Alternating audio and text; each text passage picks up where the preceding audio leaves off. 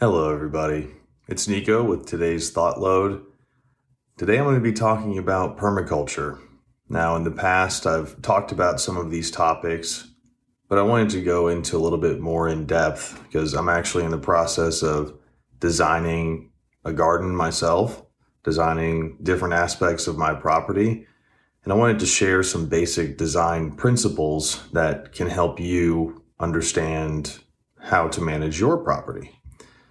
And these are fairly simple, but I'm going to go in depth a little bit so you understand exactly what it means when I say these three things, these three, I don't know, areas, guides, whatever you want to call it. So the three areas I'm talking about are water, access, and structures. And in the course I took, that's kind of like a mantra that permaculturists should be saying to themselves whenever they look at a property for the first time. Where do we want the water? Where is it going to go? How much do we need to hold? How much do we need to collect? How much water do we need to prepare for, given how much it's rained in the past 100 years? Like, what's that 100-year rain event that we need to prepare for?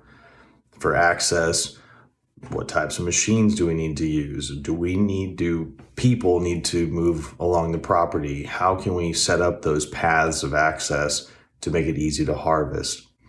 And the last is structures. So where's our home? Are we going to build a chicken coop? Do we need a barn? Do we need to have a place for cattle? Do we need, what else did I write down here? A shed, mulch pits, a pig pen, whatever it may be for you. If we design a property in that order, looking at water first and then access and then structures, it really helps us figure out where to put things, but it also creates an efficient system where everything's working together. So I want to go a little bit more into detail into each of those. I kind of mentioned a few things already, but here's what I'd urge you to think about when it comes to water. So first, wherever you're located, there should be records that indicate or show an average amount of rainfall a year. Make sure you understand that number, because then you'll be able to calculate how much water you can store, how much water you need to store, depending on if there's a long drought season or dry season, or if you have tons and tons of water. Maybe you don't need to collect as much. You can store it in a pond or something along those lines. But the other important part here is that 100-year rain event.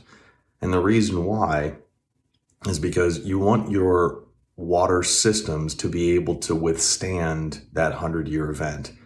Part of that is designing overflow sections. So whenever, let's say you have a pond, and the pond normally drains off of one end, well, if you have that 100-year rain event, that may drain from a different area, or the water may swell up enough to where the water goes somewhere else.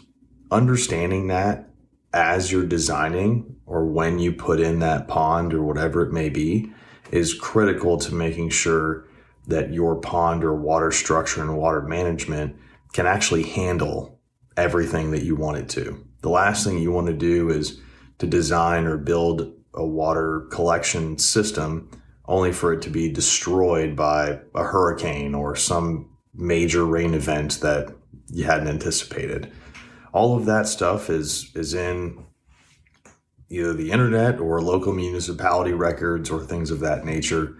So do some research and figure out how much it's going to rain on average per year, and what's the most it's rained in your area for the past 100 years.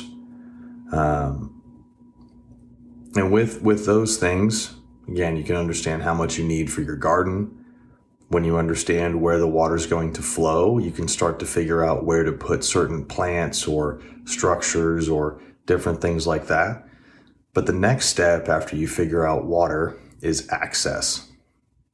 Now, access does not simply mean, where am I going to walk on this property?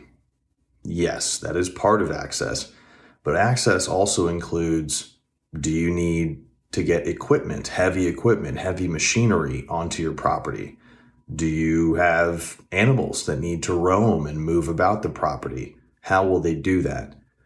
Do you need to have footpaths simply for walking and enjoying the property? And where will those go?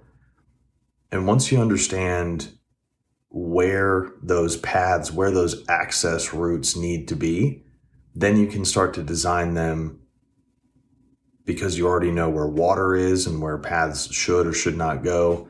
And there's a few subtle details that they teach in permaculture that can help you design water access on top of swales or right next to water systems and things like that. There's all sorts of little tiny things that you can do to create footpaths and make it easier to access.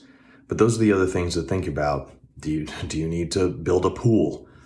How are you going to get machinery back there, right? Or in the front yard or wherever you decide to put it.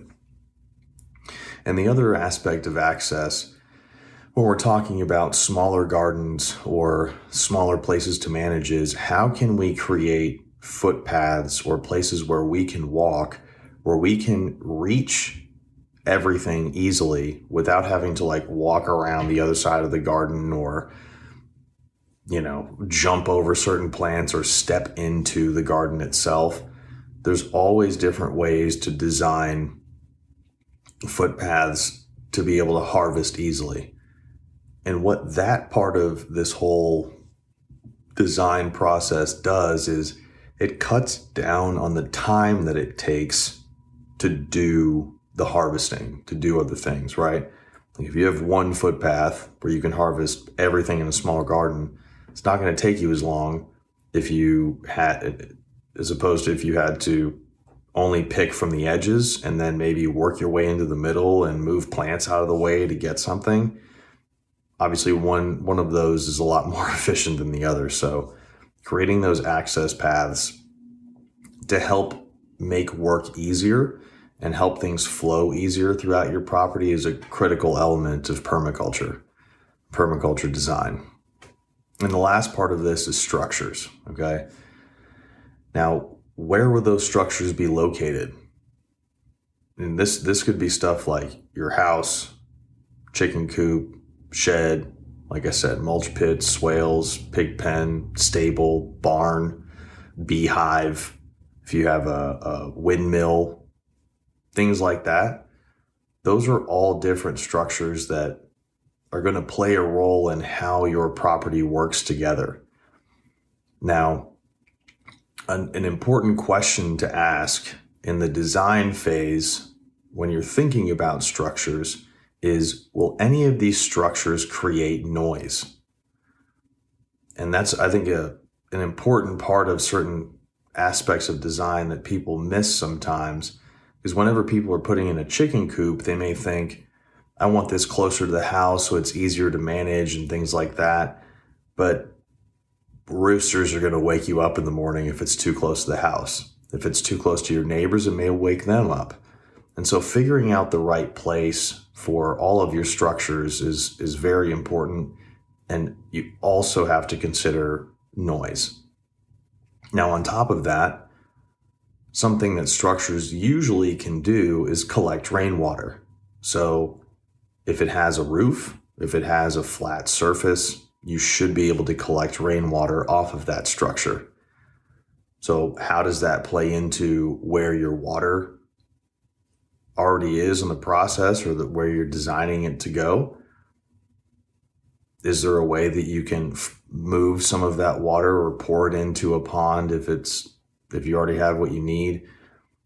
Those are some small things to consider with structures. And the other thing there is like orientation to the sun, making sure that if you have a chicken coop or a barn or a place where animals are living, that they're not exposed to full sun and they actually have some shade where they can cool off as well. So if you're designing something in your property, I would urge you to ask yourself these 3 questions. Figure out water, access, and structures, and really dig deep into figure out where you need each different aspect so that you can have the easiest time managing your property. Once you do, things will start to develop. You'll be able to figure out what types of plants you can put in certain areas.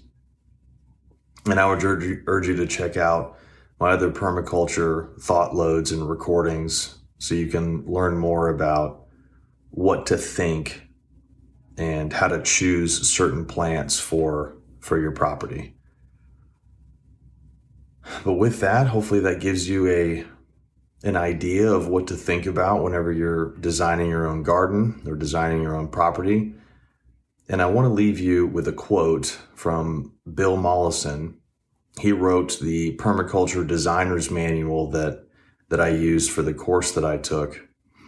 And he says, extra work is the result of an input not automatically provided by another component of the system. Think about that for a little bit. Hope you enjoyed this thought load. Stay tuned next week for another thought load. And as always, begin the duel, win the day.